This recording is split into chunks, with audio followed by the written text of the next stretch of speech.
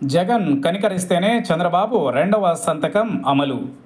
AP ముఖ్యమంత్రిగా చంద్రబాబు బాధ్యతలు చేపట్టారు. సచివాలయంలో బాధ్యతలు చేపడుతూనే 5 సంతకాలు చేశారు. అందులో ఎన్నికల సమయంలో వివాదాస్పదంగా మారిన ల్యాండ్ టైటిల్ యాక్ట్, తాము అధికారంలోకి వస్తే ఈ చట్టం రద్దు చేస్తామని చంద్రబాబు హామీ ఇచ్చారు. చెప్పినట్లుగానే రద్దుకు వీలుగా సంతకం చేశారు. అయితే ఈ సంతకం అమలయ్యేనా?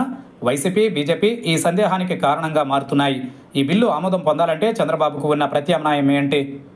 వైసీపీ ప్రభుత్వం తీసుకొచ్చిన ఆంధ్రప్రదేశ్ భూ యాజమాన్య హక్కు చట్టం 2023 రద్దుకు ముఖ్యమంత్రి చంద్రబాబు సంతకం చేశారు. అయితే ఆ సంతకం ఇప్పుడప్పుడే చెల్లుబాటు అవుతుందా లేదా అనే చర్చ మొదలైంది. ఈ యాక్ట్ రద్దుకు చాలా సమయం పడుతుందని, అంత సులువు కూడా కాదని, రాజ్యాంగ, న్యాయపరమైన పలు అంశాలు ముడిపడి ఉన్నాయని చెబుతున్నారు. ఈ సంతకం అమలు కావాలంటే అది కేబినెట్కు వెళ్ళాలి. తక్షణం యాక్ట్ రద్దు కావాలంటే ఆర్డినెన్స్ జారీ చేయాలి. అది గవర్నర్ ఆమోదం పొందాక రాజ్యాంగంలోని 254(2) అధికరణ మేరకు రాష్ట్రపతి ఆమోదానికి వెళ్ళాలి. రాష్ట్రపతి పరిశీలన, ఆమోదం లభించాకనే చట్టమైంది.